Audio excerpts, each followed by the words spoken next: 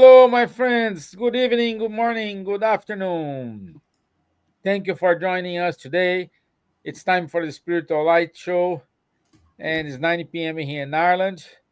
And today I am with Charles and Dana Sisi. It's great always to have them, both of them. And our topic today it is the five books of Spiritism codification.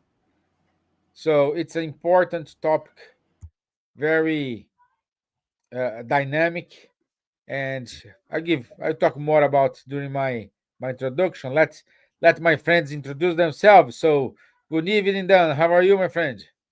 I am really excited to be here with you. It is always great to see you, Stevan, all the way in Ireland, and my two brothers from different mothers, and also see Yeah, Charles all day in France. So I'm excited. One of the great things about spiritual light and all these things is that we get to see each other. Not only do we get to share some thinking around some topics, but just seeing you guys makes my day. So I'm happy to be here. And I welcome everybody who may be watching this live or recorded afterwards. Thanks for being here too. yeah, great. So, and bonsoir, Charles. Bonsoir, Steven. Bonsoir, Dan. Hello, good morning, good afternoon, good evening to everyone. Indeed, very happy to be here again. Some difficulties, troubles materially here and there, but this is just normal life. Huh? We are here to face them, and thanks to these five books are helping me a lot in this way. So that's why I can be here, smiling and happy to be with all of you. Yeah, yeah. So, an Irish quote says, "We cannot make an omelette without breaking the eggs." Yeah. So, need to be done, Charles. Need to be done. Yeah. We Exactly. didn't we didn't If you come want on to vacation. swim, if you want to learn swimming, you have to enter in the water. That That's right. that that's the first thing, isn't it? Okay, so our official topic today it is the five books of the Spiritist Codification, a map for spiritual growth. So, Wonderful what topic. are those five canonical works from Kardec? Number one, it is the Spirit's book. Number two, the Book of Mediums. Number three, the Gospel according to Spiritism. Number four, Heaven and Hell.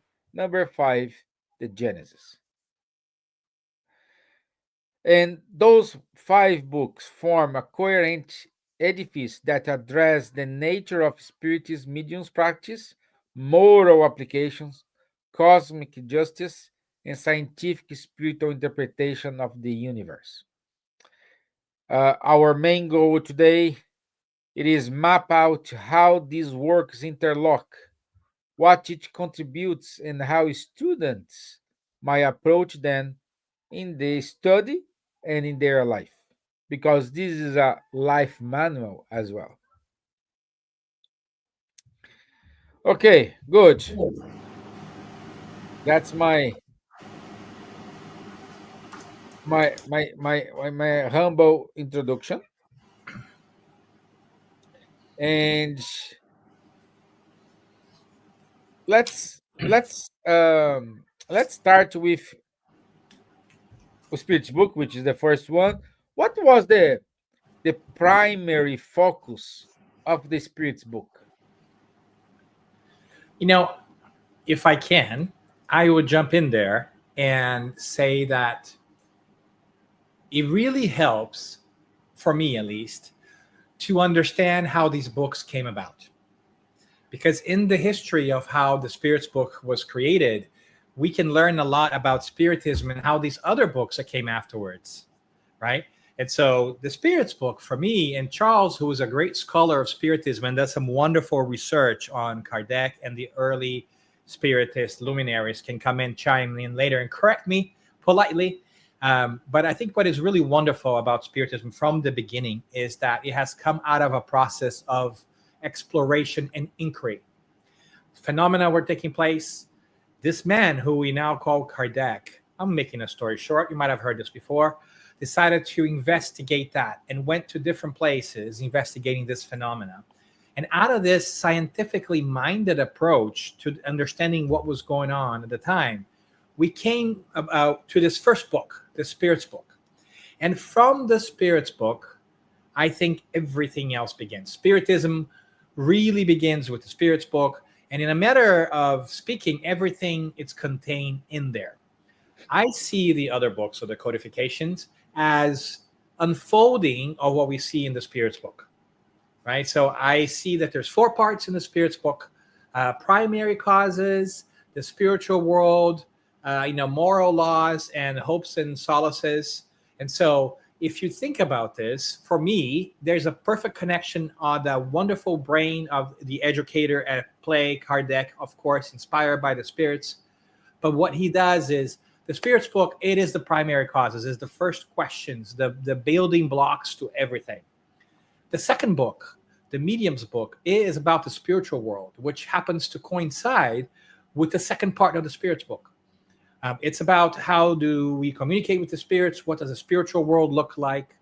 The third part of the Spirits book, called the Divine Moral Laws, right? It is really the Gospels explained by Spiritism, which unfolds and unpacks all the wonderful wisdom in the Sermon on the Mount that Christ has left us with, but understood a little bit deeper. And the last and fourth part of the Spirits book, which is Hopes and Solaces, it's really about us understanding the future and saying what is going to happen to us if we act a certain way or if we act a different way. So not only is it a wonderful book, the Spirits book, but it lays out the entire codification, sort of, and it also gives us a beautiful method for us to also look at how we can learn and how we can go about our lives. Let's look for the primary facts. Let's think about how they come together and spiritually speaking. Let's think about the ethics of this, and let's figure it out what will happen if we take certain actions. So I think it's a wonderful thing. So the Spirits book, for me, it really is the beginning of everything, is the place I go to when I have a question, I want to start my search on a topic. It doesn't mean that you have to start there, and I think we're going to talk about this later on, like where do you want to start, right? But I really love the Spirits book. It's my favorite book of the codification. But I want to just point out that it's more than a book. It is truly the roadmap that the title talks about. It is the roadmap of the roadmap, if that makes sense, right? And so it's really exciting. So I just want to say that because I think that we don't look often enough to the structure of the Spirits book and the thought process that Kardec and the good spirits put into it, and how there is a sort of like a hidden layer of understanding and knowledge that is there if we pay attention. The content is great, but how it came about is also wonderful. So I just want to do my plug there, and then I will send it back to Charles to see what else Charles has to add here. There is not a lot to add, Dan. I think you really made it comprehensively summarized and touched to all the topics. What I would just add is how did Kardec come to write such a book? So he is telling it himself in the posthumous works, saying how he got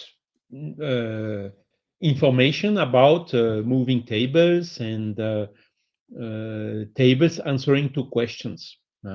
So he was at the beginning very skeptical. He said, okay, the table can move, that's possible, but as long as you do not demonstrate me that the table has a brain and has some capacity of intelligence and whatever, I cannot believe that the table is giving answers, to logical answers.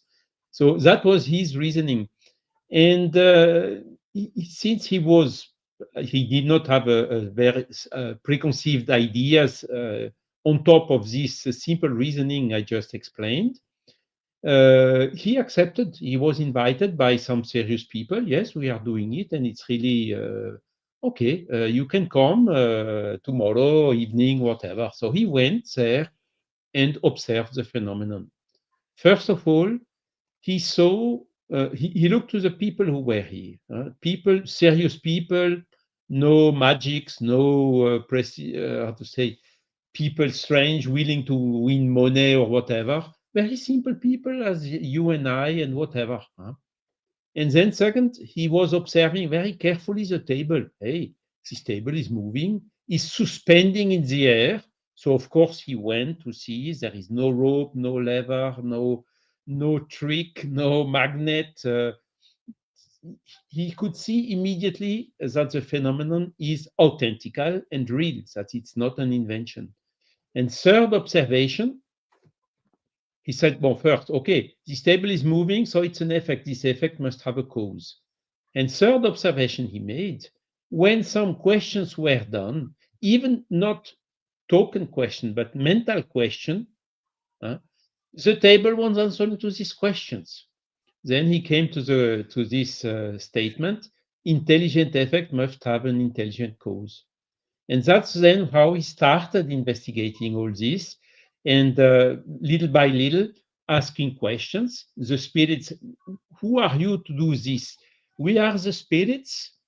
We were incarnated like you. We died, and now we are in the spiritual world. And through different means, we are capable of communicating with you with our intelligence. We kept our intelligence as spirits, and we can transmit it through a moving table or through other means, basically through mediumship. Okay, so the phenomenon explained himself what the origin was, and this was totally consistent with the observations. Some spirit gave some proofs of his identity. My name was this, was that. I was living here and there.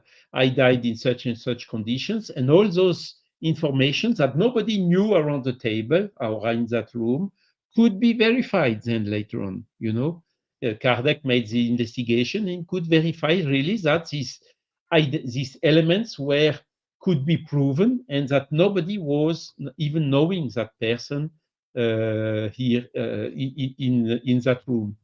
So from this, the people made a kind of fun, amusement out of this moving table. Yes, let's see if the table move whatsoever. Kardec saw immediately there is something much more serious behind all this. And this could be an answer to a lot of philosophical questions we are answering, that even the traditional religion do not answer in a clear manner. And of course, he had this intuition at that moment, because basically he came to perform this mission. So this came to him at that moment and said, now I will really dedicate, basically he dedicated all the rest of his life to investigate these phenomena. And that was then in 1855. So from 1855 to 1857, he made such an extensive work of questions and answers, compiling questions and answers that were received before and was given to him in order to put all this in order. He saw that all these elements he gathered were really composing a whole philosophy. It was a comprehensive set of information enabling to write a book. And so he got this here and there, in how to say, unclassified order. And his huge work, was to put all this together, to classify, to check whether there are contradictions or not, to ask the spirits, okay, please clear me this contradiction, and so on. And after 2 years of work, he had the elements necessary to compile the first edition of the Spirit's book, which was 18th of April, 1857, with 501 questions and answers. Okay, so this is basically how it happened. So he had no preconceived ideas, maybe some, for instance, about reincarnation. He was, no, stop, that the soul exists, I can admit that, but that it reincarnates, it's a little bit too much. So he did not believe immediately in all this. It was really contradicting the own idea he had. And then the spirit came, okay, please, let's go step by step. Think about this, think about that, look at he met, for instance, a young boy who had remembers from the past life, as Jan Stevenson did 150 years later, and so on. And through all the strength of the facts and the the strength of the arguments and the logic of the arguments, he ended up accepting, yes, of course, this makes a lot of sense. By the way, it's not new. This belief in reincarnation is from millenniums ago already. And it is really giving a logical answer in order to understand, for instance, the infinite goodness and mercy of God with all this apparent imperfection we can see around us and that we cannot explain by reasoning only on one life, you see. And what I would also add to Dan is the following. A lot of people, searchers, anthropologists, and sociologists, and whatever, have studied the phenomenon of spiritism. For instance, Lynn Sharp and a lot of others wrote whole books about it. But no one of them did an extensive analysis about the Spiritist philosophy itself. And except the Spiritist, because I started this investigation and I was at the beginning saying, no, cannot be. This is it's too nice to be true, you know. So okay, let's read it again and try to find where are the inconsistencies, where are the mistakes, where are the gaps and so ever. So that was 40 years ago, and today I'm still looking for this gap, and so far I was not capable to find any. And I would really love, and all the people I know who really seriously studied this philosophy ended up saying, yes, that is really answering to a lot of questions in a very comprehensive, not exhaustive, because some questions are not answered. A lot of people say, no, Spiritism, body of knowledge, answers to all the questions. Stop, I say, that would be pretentious.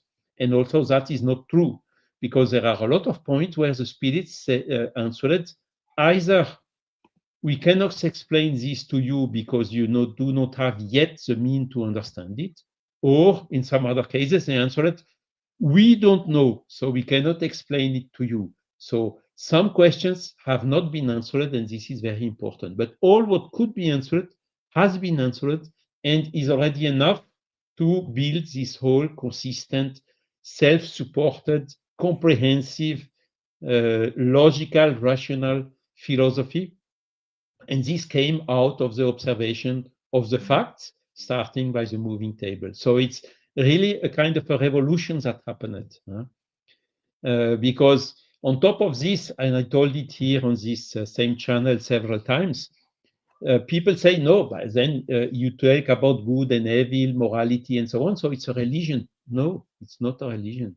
You talk about spirituality, so it's a religion. No, it's not a religion, because Spiritism has no dogmatic approach, no pope, no hierarchical hierarchy as in the sacerdoce, and a lot of no rituals, you see. A lot of characteristic of the religion, Spiritism does not have at all. Some other people say Spiritism is a science. Okay, it uses a scientific methodology, which was at that time by basically Descartes and also Auguste Comte with the positivism, the first step of the scientific methodology. So this method has been applied by Kardec, and even Kardec anticipated some other criteria who came only later on in the epistemology. So Kardec followed a scientific method, but Kardec did not go to the extremes of Auguste Comte, for instance. We did not believe in God, did not believe in spirits.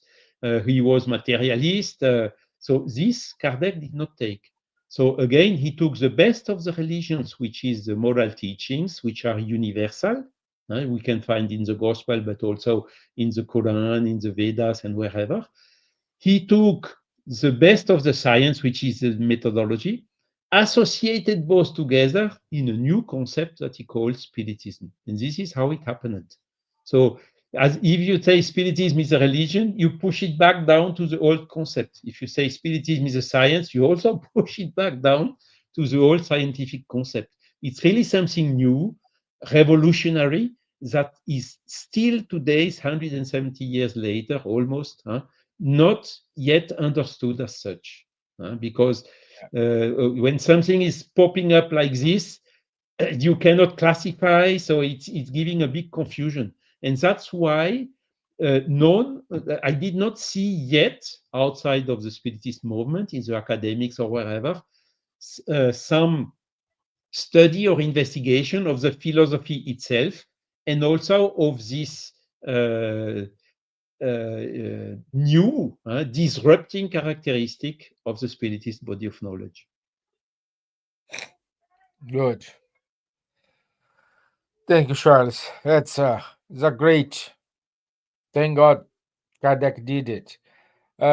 Just we have a question here from Sila. She asked, "Have a curiosity that's simple, but I never remember to look up. Maybe you can help me. What order the books were wrote?" So correct me if I'm wrong, Charles. First one. This, Dan, do you want to answer? can you hear me? Can you still hear me? No, we cannot hear Dan. You're the mute, Dan. Yeah, sorry. I was trying to make sure No, it's my better. my background noise here. Well, I say we can take turns. The first one was in 1857. My favorite doesn't have to be your favorite, but it's my favorite. It is the Spirit's Book. That's the one that sort of started Spiritism officially. At least we like to think it this way. And this is where we see Kardec coining this idea that this is what Spiritism is, a spiritualist philosophy, and so forth. Right. The second one, the Medium's Book. And I like quite a bit the Medium's Book because there is also, I think, a beautiful thing about the Medium's Book, Charles. I don't know how you see it, but I love that after Kardec gave us all that knowledge, right, in the Spirit's Book, the second step is, let me show everyone how you can get that knowledge by yourself. Yeah. Right. Here is a message. Here's an empowering message. It's not like I'm starting a new thing and I won't tell anybody how to get that same information. I'm going to show you and tell you how I did that. And I think that is a brilliant piece. And the third one is, again, following that order of sections in the Spirit's Book, is the ethics, the moral piece. Because Kardec was living in a Christian Judaical society, and also the Spirits identified the Christ as being the greatest, more elevated spiritual being, but not the only one, but the most relevant one. In the Spirit's Book, in question 625, there's an exploration of Christ's morals in the Gospels explained by Spiritism, which is the third book. The fourth one is Heaven and Hell, which we're celebrating this year a little bit, having a wonderful anniversary there. And Heaven and Hell has a wonderful perspective about exactly what you guessed, heaven and hell, right? Breaking down this old ideas we had of heaven and hell with a lot of messages from spirits who are telling us what does the afterlife for them look like based on their actions here on earth. And the last and not least, which you would not find sort of a match in the Spirit's Book, is Genesis. And Genesis, I really think, is really beautiful in its own way, because for me, poetically, it reads as, in the structure of things, as we have studied all these things. We understand how the spiritual world works a little bit better now. Let's go back to everything that we knew about the creation of the world, the miracles in the Bible, and let's re-examine them, showing that Spiritism is a process, that there is no end. We continue to learn. And so Spirit's Book, Medium's Book, the Gospel, Heaven, Hell, and the Genesis. Exactly. Spirit's Book, 1857. Second revision, 1860. And then Medium's Book, 1861. Gospel According to Spiritism, 1864. Heaven and Hell, 1865. And Genesis, 1868. Voilà, those are the dates. Of course, he wrote also some other smaller booklets, like What is Spiritism? First edition was 1859. Spiritism in its simplest expression. And he also wrote a Spiritist magazine, and monthly, starting January 1858. And the last one he wrote was April 1869. So there you have something like it's a little bit less than 10,000 pages written by Kardec. Yeah. And, in there, Charles, maybe this is a question for you, and what's your take on this? But, some people also like to lump in posthumous works in there, right? Yes. I like to set it aside because it was not his publishing, right? Somebody Yes. else gathered some of his writings, and we will never really know if he meant to publish them or not. My hunch is some of them he was just keeping them for later. But tell us a little bit about posthumous works from your perspective. I know you've done tons of research on Yes. Kardec in general. So posthumous works is, as the name indicates, posthumous, composed of two parts, basically. First part are some chapters or sections or small articles on different subjects. So all these posthumous works have been written based on the handwritings that Kardec left after his death, because he died of a heart attack. So, I mean, left a lot of things and did not have, of course, to give all the instructions to everyone. So this first part has already been published mostly in the Spiritist magazine after his death. Amélie, his wife, was living, and of course they had decided to take from these papers some of them and to publish them. And then from the Spiritist magazine, this has been gathered in the first part of the posthumous works. Now the question is, a lot of these articles were, how to say, Kardec put them on hold for several reasons. He only published an article when he had enough elements, what he so-called the so-called universality of teachings of the spirits, from different sources, independent as far as possible, one from the others, confirming the same on the same subject.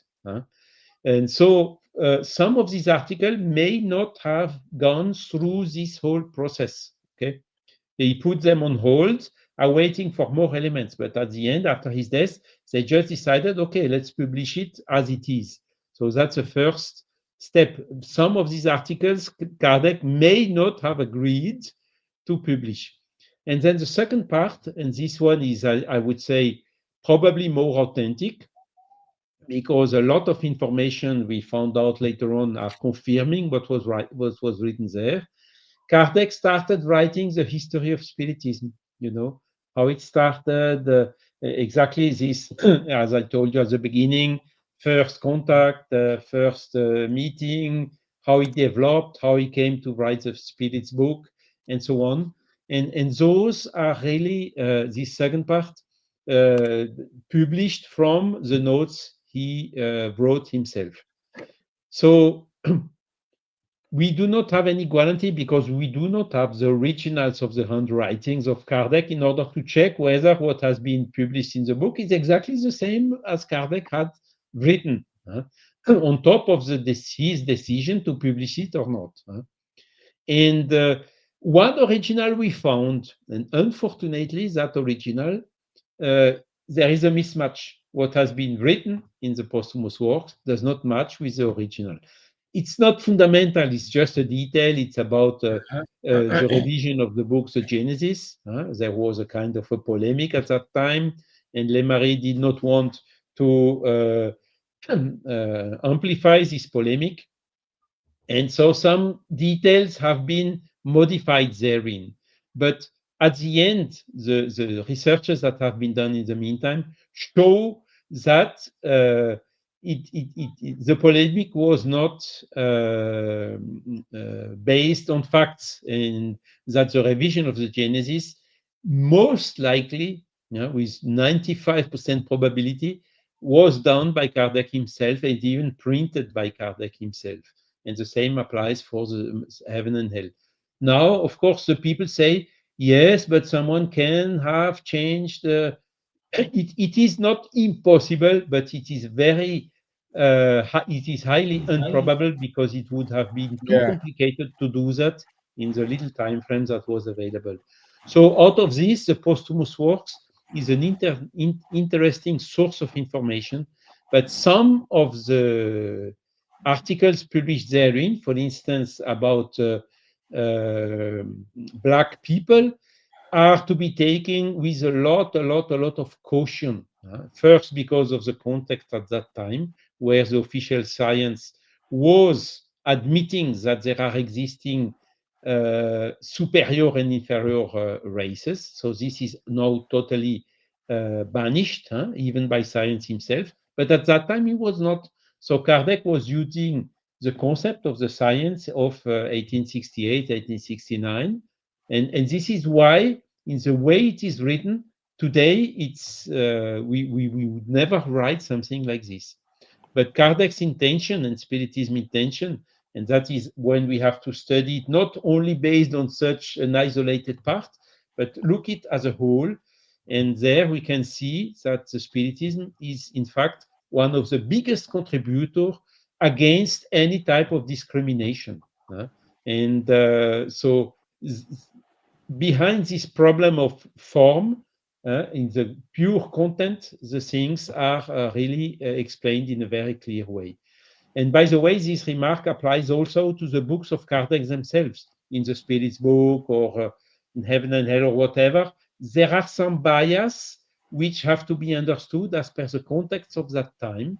And we always must wipe these problems of form and go to the content itself. And when we go into content itself, there is really where we find the strength and this comprehensiveness of the Spiritist body of knowledge. Great. Thank you, Charles. Charles, or Dan, um, I not that I learned, but many people already said to me that Kardec wrote the Medium's book because at that time in France there were a lot of let's say mediumistic shows in which there were a lot of people doing wrong things, and Kardec tried to put all this together in order to establish a border. What is a real good work? What is not a real good work? Is that true? That's a great question, and I would love to hear Charles' insight. I'm not sure that is true. I think that this could be part of the process. But if we look at the medium's book, we see that the medium's book is a lot more about whether it is true mediumship or how to detect true mediumship or not. It is really the building blocks of mediumship, how it works, how we can learn, the different types of mediumship. There is so much in there. As a matter of fact, one of the greatest things about the medium's book, and I think it's a milestone for the history of humanity in general, and I don't think I'm exaggerating here, because it is the first treatise ever written about mediumship that can be understood, right? So it's an explanation of mediumship from the beginning to the end. Never in our history that I know of, I could be wrong, let me know in the chat if you know of something that precedes the 1860s on this, that actually is a manual of what mediumship is and how one can learn mediumship. Because if you think about this, we all know that mediumship has always existed. That it's just not, it's always there. But mediumship has always been sort of like a chosen few or the initiated kind of thing. You had to know somebody or be taken under somebody's wing or figure it out for yourself. But Kardec, with the medium's book, brings it in what he does best, demystifying stuff, bringing reason, explaining to us, making points, so that anyone who really wants to learn about mediumship could.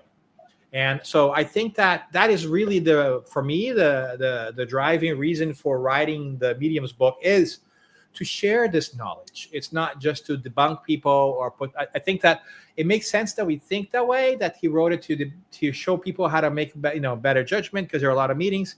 But that's sort of like how we would think. I think that Kardec was really at a higher level of thinking and analysis and thinking about how to make use of all this knowledge and the implications of this knowledge. I think Kardec was always good on the implications of things. And I think that is, for instance, too, and I don't want to derail us, a major difference between the French spiritualist movement, Spiritism, at the time, and the English spiritualist tradition, right? Whereas the English spiritual tradition continued to work on something that is very important, like existential proof of mediumship, like, demonstrations and so forth, Kardec did a really great job of understanding that, okay, we now know that life goes on. We now know that we're immortal spirits. What does that mean to us? And what are the implications? And I think that is, along with the understanding of mediumship, the greatest contribution that Spiritism brings us. But to go back to the medium's book, I really do think that it was a coordinated, intentional, rational approach to sharing with humanity for the first time ever a treatise on how is it that one can understand and work with mediumship in many different ways. But Charles has also a lot of historical context here, so he may have more context here that I'm not aware that he might want to add to the conversation. Thank you, Yeah, Dan. Thank you. you are fully right, Dan. He demystified the mediumship. I would even say uh, how to say it? He turned it more Democratizes. democratic. Yeah, he democratizes it. He makes it accessible for everyone. Exactly. So no mystification, no, you are me, you was finish. And I fully agree that the medium's book is also still today the best, more comprehensive treaty about mediumship which has been published until now. Of course, you can find a lot of complementary literature, for instance, ectoplasm, the physical effects were not. Kardec could observe some with Daniel Douglas Home, only hands and so on, but he did not see when he was alive, for instance, complete materialization as they happened or have been observed by William Crookes, for instance. So there is a lot of complements on several topics. Gabriel Dolan also wrote some very good compliments. Léon Denis also in The Unseen about mediumship. But still, the one of Kardec, in Brazil literature, of Brazilian literature, of course, you can find also a lot of books about this obsession, about how to assist the spirits in need, more practically in the meetings, what is the role of the one who makes the dialogue with the spirits, and a lot of complementary information. But all the basis of all this was already in the medium's book. So that's really what is incredible. And again, 1861 from 1855, it was 6 years of observation only, or even 5 because the books came out in January. So it's really remarkable and a very good reference still today. Of course, in the medium books, you have also some biases, as I just explained, but which is only more about, how to say, the form is a little bit old-fashioned, but the content is absolutely, the ideas in it and the principles and the theories which have been advanced are absolutely fully actual. Great. Thank you, Charles. Thank you, Dan. Silas wrote, I think the medium's book may be also wrote to give credit to the mediums that worked in the first book and mediums in general that were having problems accepting and working with mediumship to open the door and acceptance in society. Acceptance, yeah. Yeah. Juana said those books were the consoler that Jesus promised. The spirits begin bringing the revelations to aid in the continuation of evolution on the planet. This is the continuation on our path to evolution, the textbooks for the new coming era, just as the New Testament was for the Christian's era. Yeah, and this, Interesting. yeah, Interesting this remark of Juana, because that's one also difference, as Dan just told, between the spiritist and the spiritualist, or even the psychist, the one which are more on the scientific aspects. Again, Kardec saw the table moving. He was convinced that the table moves without trick, without anything. But his primary focus was not on the phenomenon itself, as for instance, the Royal Society, they put some indicators of weight and forces applied here and there to make sure, is the table really moving, is it not? today, 150 years later, still is the table really moving? Is it really like this? Or no? Kardec did not focus on the physical phenomenon in him itself. He was more, or to say, on the consequences out of it. We have a soul. The soul survives to death. The spirits can communicate with us. And this has a huge implication. So that's why Joanna is saying it's a consoler promised by Jesus. Because indeed, I mean, in the Spiritist body of knowledge, we find answers to all the existential or philosophic questions. We get a meaning. What is the purpose of life? Why we are here? Why do we suffer? Why can we see so many apparent how to say differences between the people? You know, some rich, some other poor, some die young, some other die with 100 years, and so on. So, you know, all these basic questions, because the biggest problem today on the earth, one of the biggest problem is the people who take their life because they do not see the purpose of the life. But once you understand the purpose of life, you get a huge strength when you understand also the power of our soul. This is making your life, it's a completely game changer in your life. You see, the problems, you have much more strength to cope to the coping over the illnesses and whatever is much stronger. We see from where we are coming, we see also where we are going to. So it changes completely the vision. And that was basically the main focus of Kardec. He went immediately to the consequences, philosophical consequences out of this very simple phenomenon of a moving table, which has which is then the strongest aspect of the Spiritist body of knowledge.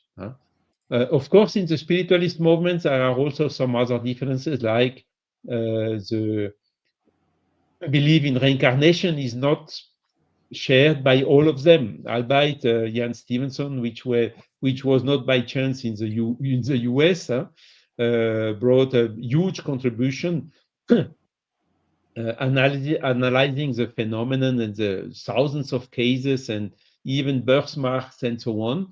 Very strong evidences in favor of the reincarnation. Yet today there are still a lot who do not accept it.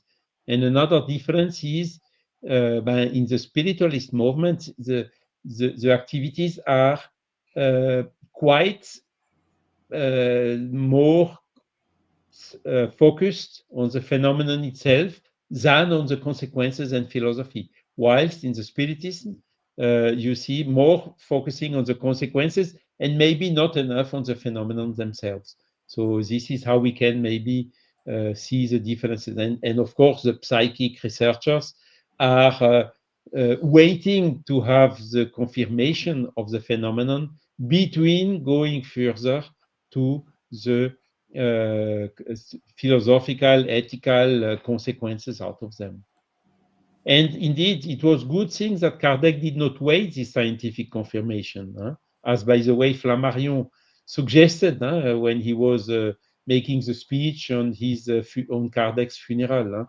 He says, no, Kardec went very quickly, even before the phenomenon was confirmed itself officially by science. And Flammarion himself is saying, probably it was good that he did not wait, because a lot of people have been consoled, a lot of people have given up to take their life, or found in the Spiritist body of knowledge the strength to overcome their difficulties and so on. And if Kardec would have waited, we would not have all this. So indeed, it was good, because today, 160 years later, science did still not confirm the authenticity of the phenomenon. And this is also because of some other reasons. I mean, we can touch a little bit because most of the phenomena, particularly the intellectual phenomena or the intelligent phenomena, have a subjective content. and they are hardly how to say, to be reproduced as, like, for instance, a chemical reaction that you just come and put the condition, temperature, pressure, concentration of product A, B, and then observe. Everyone can repeat it. But Spiritist body of knowledge is a little bit more complicated because the spirits are intelligent. They come if they want. uh, there is an objective content uh, in the medium, in the spirit communicating, and even in the observer himself. And this is also a challenge for science in order to put all this together. And we can see it, for instance, with NDEs, near death experience. It's the same. It's a very subjective phenomenon. You cannot check. There is no, how to say, film or photos about what the experiencer has seen when he went during those moments beyond the tunnel or whatsoever. You either you believe what he said or you don't believe. But if you 1,000 people saying the same thing without coordinating among themselves before, is giving a strong evidence that we cannot just ignore all these subjective talks, and that there is really something very serious behind all of this. And Yeah. this is a challenge for the today's scientific methodology, even for philosophy. I think the today's philosophy does not have the concepts in order to describe or to classify these new teachings which are coming from the spirits. Yeah. And very interesting, Charles. And it's all good knowing this background because this explains to everyone how reliable, how important the Kardec works here. And then I'd like to allow me to read because uh, I, I I have my heart divided between Spirit's book and the Gospel according to Spiritism. I know you are the Spirit's book, but I have a little bit in this the Gospel according to Spiritism, and many people says, "Oh, this is the Bible." It's completely different. And Kardec on the ob- on the I think the objective of this work wrote the following. Allow me to read here. The gospel can be divided into five parts: the events in the life of Christ, the miracles, the prophecies, the words taken by the church on which they based their dogmas, the moral teachings. The first four have been the object of controversies, but the last, however, has remained constantly inviolate. Before this divine code, even incredulity bows down. This is amazing from Kardec. He wrote this in 19th century. Mhm. Look at his view. It's amazing, it. It is. It is wonderful, and and it's one of the things to sort of like connect Charles' previous conversation to this one too. Is it's not only a sign of Kardec, but the sign of the times that these books came into, right? The codification. I tell people sometimes that the Spirit's book or Spiritism is ahead of its time, but not before its time. And what do I mean by that? I mean, we are finding things in Spiritism and the way it was structured that to this day we're still learning about and we're still being wowed by it. But we could not have had Spiritism if it were not for that age of reason and that was developing in the 1800s, right? This whole idea of, we're going to pay attention to science and reason and philosophy, and we're going to use a scientific method and we're going to think about things. And I think you see that in Kardec's thinking, a really precise and really powerful analysis, right, of the different parts of the Christ message. And it's not something that he came up with. I mean, there are a lot of people who have always studied the gospel, which is the teachings of the Christ, right, and divided into different parts and so forth. And so what Kardec always brings to the table, and I think that we see that reflected in Spiritism in general, is this overall reflection about not just the content itself, but the bigger perspective about it and the context he has and how it can be utilized. So I think that, like anything else, it really is a stroke of genius to say, hey, we can argue a lot about the details, but let's focus on the ethical teachings here, which are really superb, right? And that is really great because by doing that, he also separates Christ from religion in general, right? Because religiosity or whatever you want to talk about. Let's talk about like the philosophical and ethical teachings of his.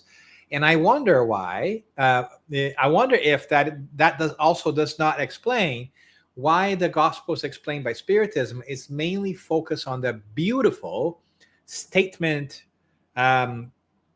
conversation or statement speech that Christ gives us, which is the Sermon on the Mount, where he lays out a vision for humanity and how to understand future life, this life, which obviously we think we have a better understanding of when we understand reincarnation, divine justice, and all the things that we study in Spiritism. So that ethical piece is at the forefront of the Gospels explained by Spiritism, exactly because you said, Stevan, and I think that is a beautiful piece of it. One of the challenges that we still face with today is separating the religious image of Christ from the ethical and moral teachings of Christ. And I think Kardec does that beautifully in the Gospels explained by Spiritism. Yeah. Charles, do you want to wrap up? Because Yes, we only have 3 minutes. it's absolutely true. I mean, I think one big hurdle we have today, particularly in Europe and in I think in North America the same, is religion with the time and all what they have, what has been all these religious wars. And we talked about the medium in the 18th century were considered as witches and burned. So you don't say that's why the spiritist, but it could only happen in the 19th century. 18th century it would not have been possible. But all what the Inquisition and so on, there is a negative perception of religion. In Brazil, it's not the case. So there, Spiritism religiosified, it grew with a religious bias. Why? Because their religion is perceived positively by the population. But what Kardec did exactly, he took from the religion, as Stevan, as you read it at the beginning, he doesn't take all what is polemic and so on, the history of Jesus was there and was not here. No, look what he said. Do unto the other what you would like the other to do unto you. Tell me what's wrong in this. And nobody will tell you it's wrong. And as we told also on this platform, you can find the same statement in Hinduism, in Buddhism, in Confucius, in Quran. So those things, these moral teachings that came out of the gospel, Kardec took off the gospel because it is this that was available at that time. There was little information from Hindu, from Buddhism available in the Occidental languages, and the access was much more complicated than today. But these teachings, these moral teachings that given by Jesus are universal. And this is also a huge finding. Kardec made out of them the book third of the Spirit's book about the natural and moral laws. And it is really something where everyone can come and gather. Because it would be very pretentious to say God sent Jesus only for Occident and forgot the Orient and so on. No, God did not make favor to anyone in detriment of anyone. That God is infinitely just.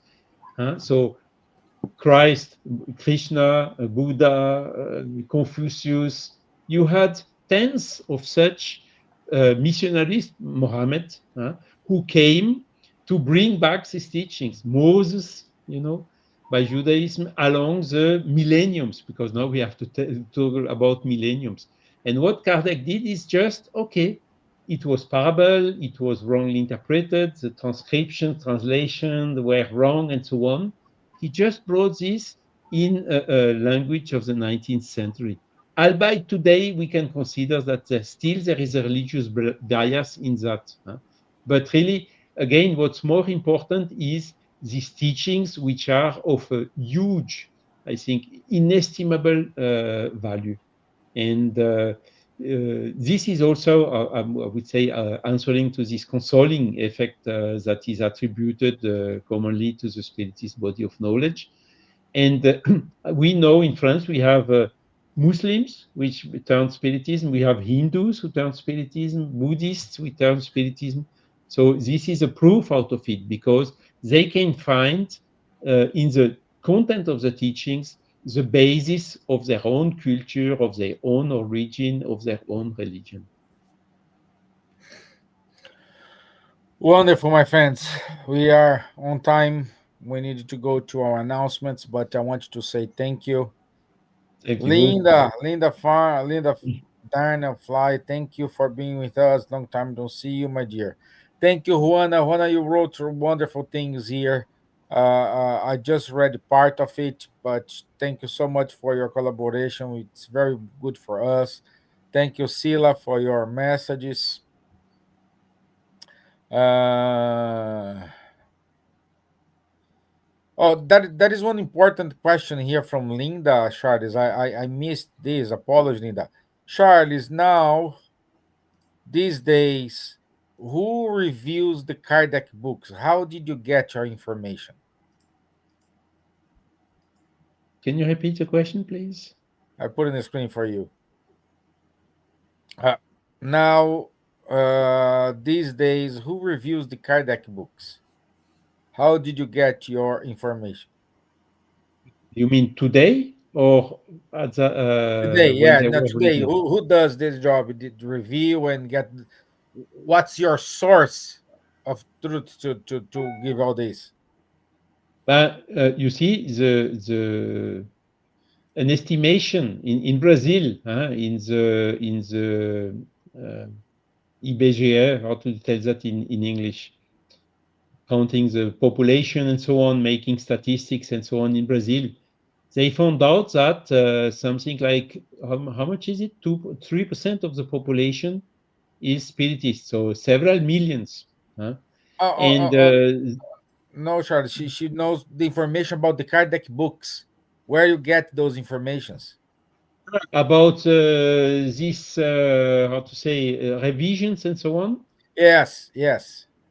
uh, searching, nowadays, a lot of archives, a lot of sources, books are being digitalized. So this makes the researchers much easier.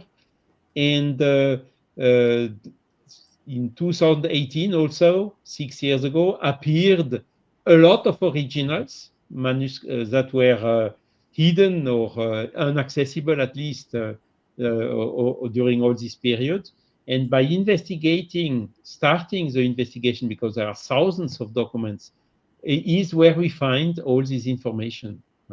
And then we Yeah, can compare and so on. And for instance, we can also make researches on the Society for the Continuation of the Works of Allan Kardec, which had been founded in 1869 after his death.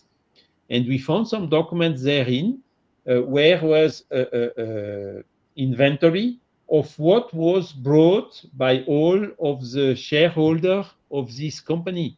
And in the inventory of what Amélie brought, there is clearly listed the prints of the revision of the Genesis from 1868 and the prints of the revision of the Heaven and Hell from February 1869. So she brought all this, it was sheet of paper before folding and before, yeah. how to tell that? Encadernation Folding, in Book English. binding.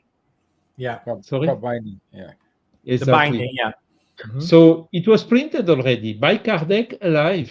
And also we found, because the revision of the Genesis is dated 1862, 72. So 3 years after the death of Kardec. But one exemplar is existing in the world in the Neuchâtel library, which is dated 1869. So you see, all these elements bring us to this 95% conviction that all these revisions have been done by Kardec himself. And there are, of course, some papers, scientific papers, in the Journal of Spiritist Studies, which is published in Brazil, giving all the details, all the references of these researchers leading to these statements. So yes, it was 170 years ago, but still we can find new Yeah. things from that epoch nowadays. And the National Library in France is rich of all these documents, so it's good as well. Exactly. Yeah. And recently we have Kardec's hair from the Museum of Hair. Yes. So Yeah. that's the We, most we recent. We found in an archive in France a sample of hair of Kardec that has been cut after his death, probably, and kept by Amélie. And so one sample of this is still existing today. I mean, two Yeah. samples. I know two samples. One that has been found recently, and another one that has been found in the early year 2000s, and that must be in Brazil somewhere. Okay. Okay, Charles. Thank you. Because of the time, I just share next week. Um, Next week topic, which is woman in Kardec's mission, the role of Amélie Boudet and others. And to help us, Vanessa Celoni will be with us on the 15th of October at 9 p.m. London time, 4 p.m.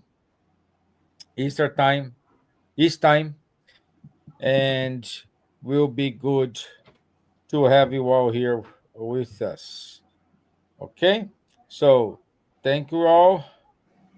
Thank you very much for your time. Thank you, Dan. Thank you, Charles. Thank you, Neide Mota. Thank you, Juana. Thank you, Linda. Thank you, Sila.